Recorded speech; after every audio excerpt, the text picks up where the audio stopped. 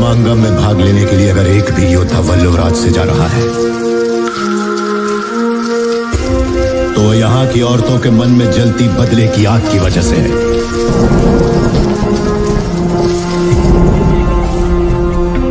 ऐसी ही वीरांगनाओं की कोख से मैंने और तुमने जन्म लिया है।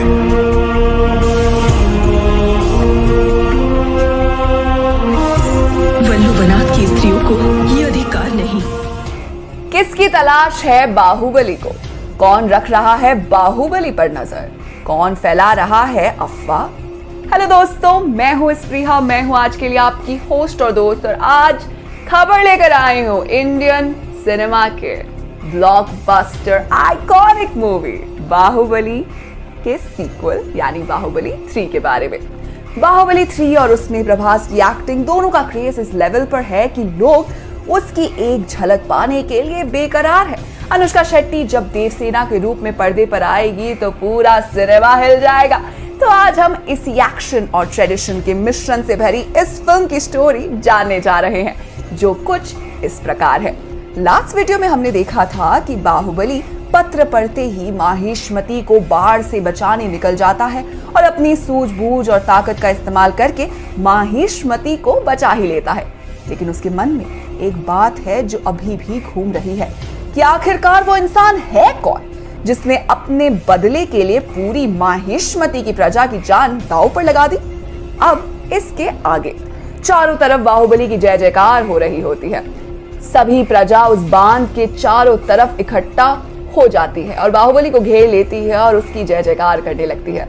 बाहुबली सभी के सामने हाथ जोड़कर बोलता है, मुझे क्षमा करें, मेरी लापरवाही की वजह से आप सभी को जान दांव पर लग गई। मुझे अपने सैनिकों से इसकी मजबूती की जांच पहले ही करवा लेनी चाहिए थी। ये सुनकर प्रजा बोलती है, ऐसी गलतियां तो होती रहती है, आपने अपनी सूझबूझ से हमें बेघर होने से बचा लिया, इससे बड़ी बात क्या हो सकती थी। ये सुनकर बाहुबली कहता है, नहीं, ये गलती नहीं, महापाप है।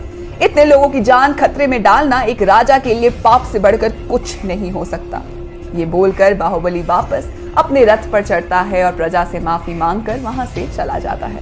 बाहुबली अपने कमरे में बैठकर कुछ सोच रहा होता है कि तभी वो अपने बिस्तर पर से उठता है और तुरंत अपने एक सैनिक से बोलता है, जाओ और कटप्पा दादा को ये संदेश दे आओ कि बाहुबली उनसे मिलना चाहते हैं, कोई जरूरी विषय में बात करनी है। ये सुनकर सैनिक मुड़ता है और तुरंत वहां से चला जाता है। थोड़ी देर बाद बाहुबली अपने कमरे की खिड़की पर खड़ा होता है कि तभी कटप्पा अंदर आता है और धीरे से बाहुबली के बगल में आकर खड़ा हो जाता है। बाहुबली को अपने बगल में किसी के खड़े होने का एहसास होता है और वो मुड़ता है और कटप्पा को देखता है। कटप्पा बाहुबली को देखकर बोलता है, क्या हुआ, तुम बहुत ही चिंतित नजर आ रहे हो।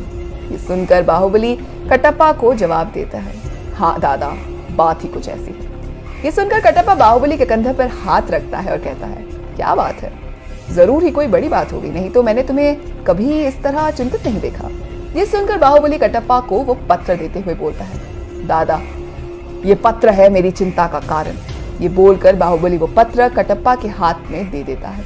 कुछ देर तक उस पत्र को पढ़ने के बाद कटप्पा बाहुबली की तरफ देखता है और बोलता है, भल्लाल देव का पुत्र, ये कैसे हो सकता है? उसका पुत्र तो पहले ही तुम्हारे हाथों मारा जा चुका है।